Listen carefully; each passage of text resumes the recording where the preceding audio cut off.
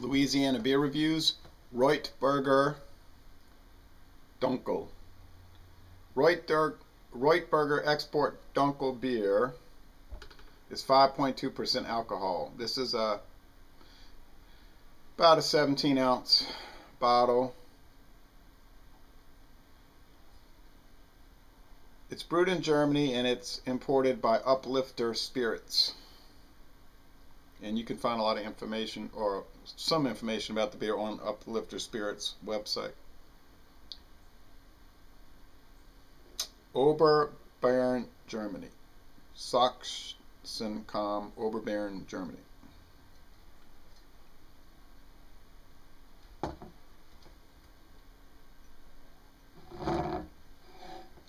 Okay.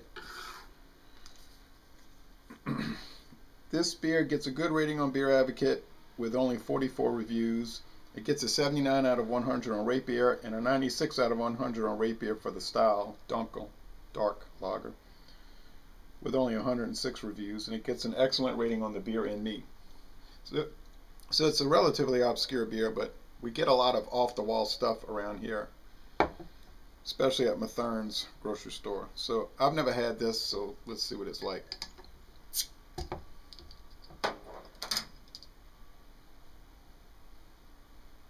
I don't know if this beer is fresh or not because the code doesn't tell me anything. Okay, I see a little bit of smoke here. Quite a bit now.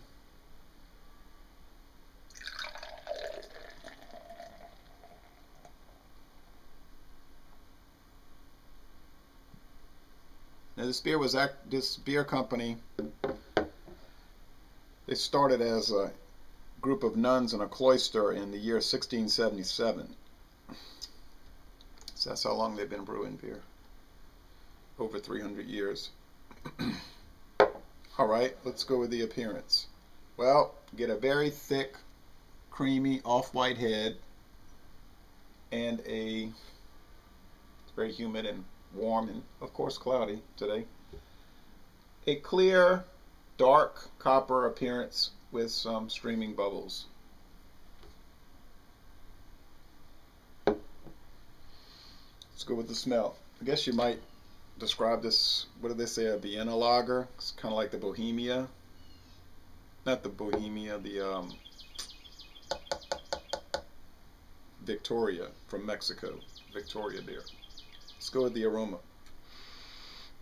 I said this head was creamy, but maybe it's more soapy, like soap bubbles. Oh, wow, you pick up a lot of barley. Toasted, medium toasted barley. It's just a really strong barley aroma. But it's a good aroma, and it doesn't smell stale. Man, got some real good breadiness. All right, let's go with the taste.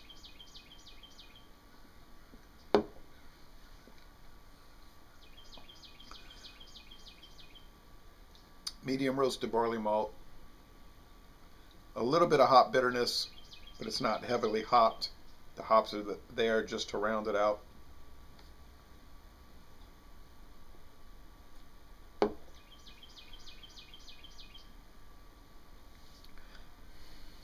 I would say the body is light to medium, more on the medium side. The finish is pretty crisp, refreshing. It's a pleasant, mild beer. The drinkability is high.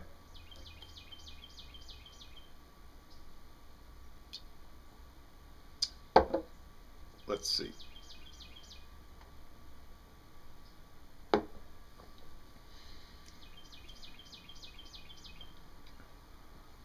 You get some slight fruitiness, like a little bit of turned fruit, apricot, some molasses maybe. Those flavors are not very pronounced. But certainly it's not a dull beer. It's interesting. Get a decent amount of lacing.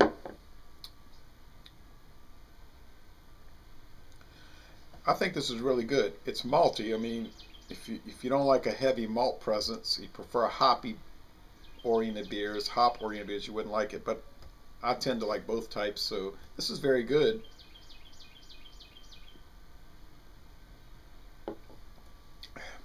And how would I rate this?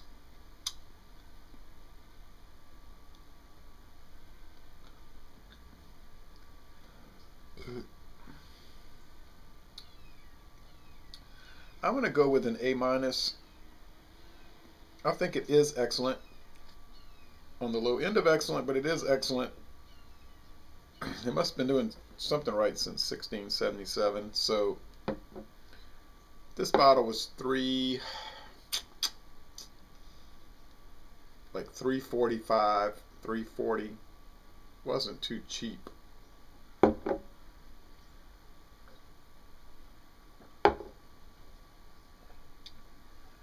So it'd be too expensive to drink on a daily basis.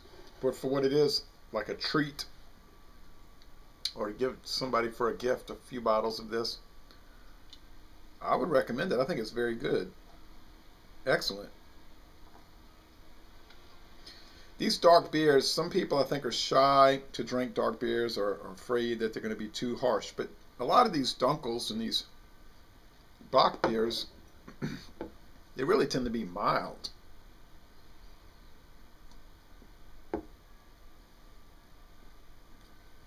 This is not that unlike George Killian's Irish Red, which I think I'm going to do a revisit of tomorrow. But it is more flavorful, I think. So, Laissez-les Bon Temps Roulés. This is an excellent beer. And I'm going to end this review by saying, y'all come on down to New Orleans and go to a University of New Orleans baseball game.